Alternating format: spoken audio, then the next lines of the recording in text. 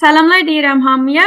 Urmu gölü məsələsini danışırıq və bugün yanımızda dəyərli Bəhmən bəy Qədəmi vardı. Salamlar Bəhmən bəy, necəsiniz? Selam, çok sağ olun, var olasınız. Ə, Bəhmən bəy, sizin araşdırmanız və təxəssüsünüz üzərə sizdən 30 il bundan qabaqdan bu qonu üstündə araşdırdığınız üçün Urmu gölünün o zamanlar vəziyyətini soruşmaq istəyirəm ki, orada nə cür canlılar yaşayırdı, nə qədər su var idi? Ee, Valla aslında gölün kurumasından danıştığımızda ve onun etkilerinden danıştığımızda bu anlama gelmez ki göl kesinlikle kuruyacaktı. Ben o tip insanlardanım ki müteahhidem göl hatmen canlanabilir. Eğer ona lazım olan şərait yaransa o imkan var. Ve gölümüz hele ölmüyübdü. Ben birinci dəfə olaraq 1370'te o zaman əkinçilik danışçısuydum. Danışqa Azad İslami Təbrizdə. Bir ustadımız vardı, Ayə Döhtür Kərimi rəhmətlik, xakkşinası ustadıydı.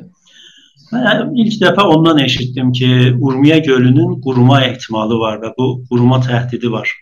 O bir zaman bunu mətrəh eləmişdi ki o hələ 1370'den 1375'e kadar ki Urmiye Gölü lap oğlan çağıydı, lap suyunun lap çox olduğu zamanlar idi. Ona hələ 5 ildə zaman var idi. Yani her halde bizim gölümüzün o dönemde durumu ben 1377'ye dayalı bu ədədləri diyeceğim. Gölümüzün 5000 kilometre mürəbbədən çox məsahəti var idi. 13 milyar metr mükəbdən çox suyu var idi. Asiyanın qərb məntəqəsinin lap böyük daimi gölü sayılardı. Dünyanın ikinci büyük şor gölüydü ki bu zaman şorluğu 250 gram litreydi. Duzu mizanı 250 gram litreydi ve Deryaçe 1346'da hifazet şode məntəqə ünvanında səbt olmuştu. Sonralar Ramsar Konvansiyonunda Beynəlmiləli Talab ünvanında səbt oldu. 1355'te UNESCO tarafından 59 tane zəxirəgah zistkoreik ərzişləri var idi. Onların içərisində Urmiye Gölü də səbt oldu 102 cəzirəsi ilə bərabər və Park-ı Milli ünvanında da yine səbt oldu. Bu zamanlar Urmiye Dəryaçəsinin bu caygaha yetişdi və zəxirəgah zistkore ünvanında səbt oldu. Onda Fone caniverisinde fakat kuşlara ben işaret etsem 193 tür kuş orada yaşayırdı. Şimdi Abzi, kenarı Abzi ya ile sahilde yaşayan kuşlar ünvanında 193 tür yaşırdı. Bu 193 tür kuşun 12 türü orada yumurtada koyurdular, cücelerini de böyüdürdüler ve yani kamil çərxələri var idi. Bunların lap şaxislərindən mən flamingonu deyə bilərəm ki, flamingo məntəqədə zaten zadavərisi var idi. O məntəqədə cücələrini də böyüdürdü. Flamingo ki, bugün hamımız onu Urmiye Gölü'nün sembolü kimi tanırıq. Ya ağ pelikanların ad apara bilərəm ki, çox ərzişli türdülər. Müteessifane 1390'da yani 1360'dan 1390'a kadar 30 ilin ərzində ben dediğim kuşların amarı 1360'a raciydi. 1360'da ki bu qəna var idi orada kuşların mordində ve heyvanların üst-üstə mordində. 1390'da bu 193 tür fakat 30 ilin içinde yendi 92 türe. Ve artık orada heç bir kuş zadavəri eləmirdi. Cüce koymurdu, yumurta koymurdu ve cüce çıxartmırdı. Bu çok büyük zayiə hesaplanabilir. Ayrı tərəfdən oranın flora giyahisinə görə mən fəqət bunu deyim, bavucud ki, Dəryaçənin Hoze Abqizi təqribən İranın 3% məsahətidir. Bununla belə orada hududən 15% bitkilərin türləri, qunahay giyahı orada yaşayır, var idiler. Yani hududən 1500 tür orada bizim bitkimiz var idi. Urmiye Dəryaçəsinin kolli bir ekolojik müşəxxəsatıydı o dövrdə ki, tərazi ekolojiki hələ yerindeydi. Orada yaşam idamə tapırdı və göl təhdidi qabil müşahidə deyil idi. Təşəkkür edirəm Bəhmən bəy. Siz danışanda bunların hamısı var idi, belə idi. Yəni keçmişdən danışırsınız. Bu anlama mı gəlir ki, bu gün Urmu gölündə bu quşlar, ağ pelikanlar, flamingolar, bu fərqli bitkilər yoxmu? Biraz da Urmu gölünün bugünkü o tərkimindən danışa bilərsiniz bizə lütfən? Bugünkü həcminə görə təbiidir. Bu heyvanların ya bu bitkilərin hamısının varlığı orada ekolojik vəziyyətə bağlı idi. Vaxt ekolojik vəziyyət dəyişilir, təbii ki, bunlar da lətmə görəcəkdir. Orada artıq ekosistem sədəmə görür, şikənəndə vəziyyətə gələcəkdir. İndi orada mütəəssifanə bildiyim qədərilə quşlar yoxdular artıq, bir çoxu yoxdur ən azından. Dəqiq amarım yoxdur, bəli, yoxdular bildiyimə qədər, üçün orada da artıq dərya yoxdur. Dəryanın ki, suyu 13 milyard metr mükəb hədəqəl olmalı idi. İndi bu günlərin dövlətin verdiyi amarlara görə 1 milyard metr mükəbdən düşüb aşağı. Yəni mizan-ı şuri çox şədiddir. Halbuki mən misal ünvanında ərz edeyim xidmətsə, bu zənciri qəzai ki, ekosistemi orada təşkil verir və ekosistemin lap aşağı payə, hərəmin payə mərtəbəsi orada Artemia urmiyanadır. Artıq orada nə sistolidir, nə toxum rizisi var və nə idami həyatı var. Vaxtı Artemia yoxdur, quşlar da ora gəlməyəcəklər, çünki əksərən ondan təğziyə edirdilər. Və bir dənə də xəbər ərz edeyim xidmətsə ki, 1383-də əvvəlminci seri Urmiya Artemiyanadan aparıb Kirman ustanında, Rəfsəncan məntəqəsində saytı, pəjüheşi və pərvərişidə keçdilədilər. 1383-də əvvəlminci məhsulunda bazara verdi. Urmiya Artemiyana İrandan həsf olmayıbdır, bəlkə Azərbaycandan həsf olub və bugün Kirman məntəqəsində dövlətin köməkliyi ilə idaməsi vardı onun həyatının.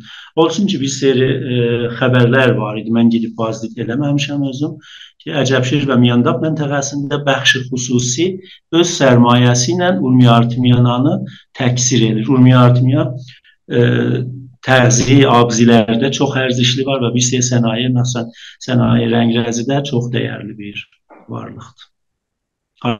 Yoxdular onlar. Bir çox yoxdur ən azından.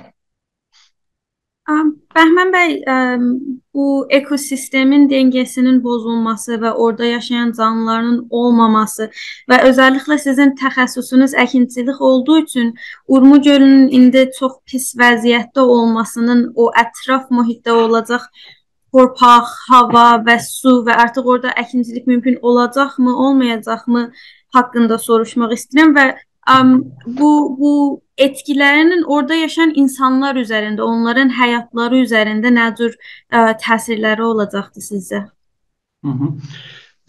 Təbii ki, insanların mədəniyyətləri su ilə bağlıdır və vaxtı su mənbələri orada sədəmə görür, o insani ictimalar da otomatik istər-istəməz ondan etkilənəcəklər. Amma ondan qabaq ki, insani ictimalarda onun təsirini görək, biz mühit sistemimizdə görəcək. Mühit sistemi ki, istər torpağımız olsun ya canivərlər və bitkilər ki, orada yaşayırlar. Mən bir dənə sadə misal ərz edeyim xidmətçisə. Baxın, məntəqənin torpaqları şorlaşır. Əlbəttə, bu torpaqların şorlaşması sırf bu məniyə deyir ki, orada duz gəlir və o məntəqənin torpaqlarını şorlaşdırır. Məntəqənin torpaqları şorlaşır, bu məniyədir ki, oranın əmlakının tərkibi bir-birinə dəyir. Və əmlakın tərkibinin bir-birinə dəydiyində təbii ki, kəşavərzlər daha az məhsul götürürlər, daha çox su verməyə sarı gedəcəklər. Onlar çox su aldıqlarında su mənbələrini artıq yer üzündə olan sulardan yox, daha çox yeraltı sulara üz gətirəcəklər. Və çünki yeraltı sularda benoi azı çox hala kamil deməsi də bunun düz dəyiri. Dəryaçədən təsir alır, etkilənir. Bunlar şorlaşır, acılaşıb əvvəl sonra şorlaşacaqlar.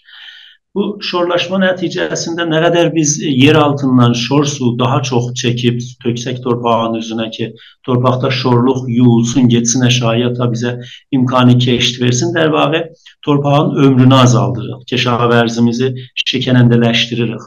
Mən buna bir dənə misal istəsəm ki, mən özüm şahid olmuşam. Ayqadovu Mişikari Təbrizin furudgahının dal tərəflərində bir kənd var, Oğlu kəndi. O məhdudələrdir, ora yaxın.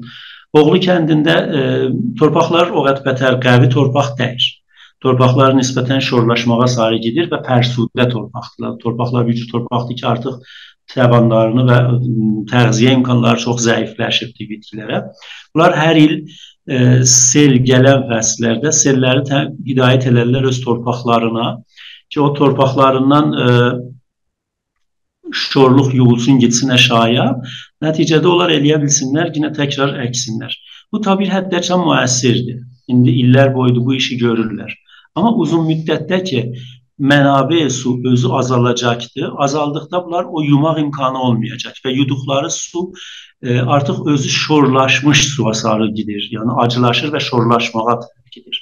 Nəticədə bunlar nə qədər su yer altından çox çəkib yer üzünə gətirsələr, belə daha çox batlağın içində batacaqlar və daha çox torpaqlarını şorlaşdırmağa tərəf itələyəcəklər. Bizim Urmiya gölünün məsələ dövrəbərində bir təhdidlər ki, torpaq mordunda vardır və çox rahatsız edicidir. Biri bu şorlaşmasıdır. Amma o ki biz görürük və hamımız ehsas edirik budur. Mütəəssifanə ikinci məsələ ki, orada faciə yaradır və biz sudcular da bunun oranın duzunu bəstəbəndi edib satırlar. Bedünün ki, millətin xəbəri olsun. Ora həsabi ki vardı, şəhərlərin hesablarını kamil təsfiyə olmadan bəzən buraxılır ora. Nəticə nə olur? Nəticə olur ki, ağır metallar, fəlzat-ı sənginin mizanı o məntəqədə çoxalır, istər-istəməz. Və çünki artıq göl quruyubdur. O metallar duzun üzündə və duzla tərkib olur və o intiqal tapır, gəlir çərxəyə də və hesablı ki, o bəstəbəndi duzlar ki, Urmiya duzu ünvanında satılır. Onlar da xoraki ünvanında yiyiləndə insanlara müntəqil olur. Ayrı tərəfdən bir dənə də məsələ ki vardı. Bitkilərin olmaması, bitkilərin yavaş-yavaş məntəqənin puşişi giyahisinin fəqirləşməsinin nəticəsində ehtimal fərsayiş çoxalır. Fərsayişin ehtimalı çoxaldıqca bizim toz torpağın qalxmasının ehtimalı çoxalır. Və çünki məntəqə həm aludədir, fəlzat-ı sənginə, həm duzu çox-çox şədid, çox-çoxdur mizanı. Nəticədə o toz torpaq ki olur, bunun ehtimali aludə olmağı çox-çoxdur. Və dalısıca necə ki eşidirsiniz, sərətandır, göz noxoşluqlardır, pusti noxoşluqlardır. Bunlar hamısı o məntəqədə getdikcə çoxalır və çoxalmaqdadır da. Bir də bu bitkilərin azalması ki, torpaqların şorlaşmasının nəticəsində olur, müşkilik yaradır, suyun nüfuz pəzirisini azaldır. Vaxtı suyun nüfuz pəzirisi torpağın içərisində azalır, ehtimali sel çoxalır. Vaxtı suyun nüfuz pəzirisi azalır, yeraltı sufrələrimiz təğziyə eləyə bilmədiyimizə görə, o birisi tərəfdən də yeraltı sulardan biz həddəksər istifadəni elədiyimizə görə məcburdur Kəşavərz bu işi görsün. Nəticədə yer altında o məsirlər ki, suyun varıdır, təhdid olur. Necə təhdid olur? Hamımız eşidirik. Əcəbşehir dəştində bunu çox-çox görülür. Torpaq oturur. Torpağın oturması o su məsirlərinin dərvağı həmişəlik bağlanması. Yəni, o cəryanlar ki, yeraltı cəryanlar ki, dəryaçəni təğziyə edirdilər və məntəqənin kəşavərzisinin poştvanəsi idilər, artıq öz məsirlərini itirirlər. Bu rahatlıqda tərmim olacaq bir cəryan dəyir və bəzən bərgəşnapəzir bir sədəmədir ki, dəyir. Bizim bir dənə də müşküllərimizdən ki, orada vardı. Baxın, Dəryaçəb ünvanı bir dənə oranın dəmasını mütadil eləyən, yəni amil kimi əməl edirdi. Qışda donmurdu, mizanı şuri və dəmasının həcmi, suyun həcminin çoxluğuna görə, suyun cəryanının varlığına görə qışda donmurdu və istini saxlırdı özünə. Yayda da o özü təbxir olmağı ilə benoyi enerji hərarətini alırdı. İstər-istəməz bir dənə mütəadil yaranmışdı dəmai baxımından. İndi o dəryaçənin həsf olmasından o məntəqədən rütubətli bulutların, hava tudələrinin gəlməsi çox çətinləşəcəkdir, azalacaqdır. Hətta bəzən pişminlik edirlər Şərqi Azərbaycanda məxsusən. Hala bu yavaş-yavaş Qərbi Azərbaycanda, Kürdistana da şamil olacaq və əvvəl mərhələdə Şərqi Azərbaycanda illik yağışların mizanı 40 milimetrəcən azalacaq. Yəni hududən 5də biri azalacaqdır. Bunlar hamısı müşkül yaradacaqdır bizim kəşavərzimizə və o qunələr ki, o giyahlar, o canavərlər ki, o şəraitlə adaptə edilər, onların idame həyatı çətinləşəcəkdir. Bir dənə də məsələ ki vardı, mən çox arzulardım burada mətrəh edəyəm, o da budur ki, indi bizim dəryaçəmiz qurur. Dəryaçə quruduqdan sonra o günəşin şölələri ki gəlir və dəyir bura, albedo pədidəsi nəticəsində daha çox inikas tapır.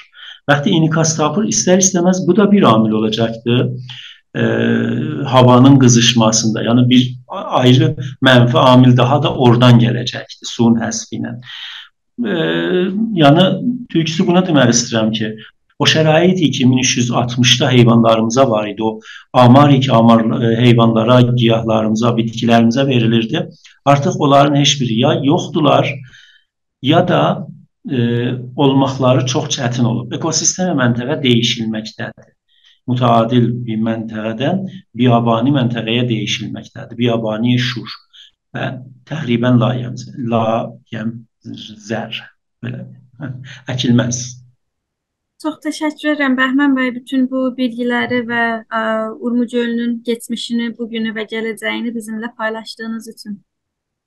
Sağ olun, var olasın. Umarım inşallah tezliklə dəryaçəmiz, gölümüz dirilər və tərazi ekolojikinə qeytərilsə, bizim heyvanlarımız da idame həyat verəcəklər, bitkilərimiz də və insanlarımız da. Ümid edirəm. Sağ olun.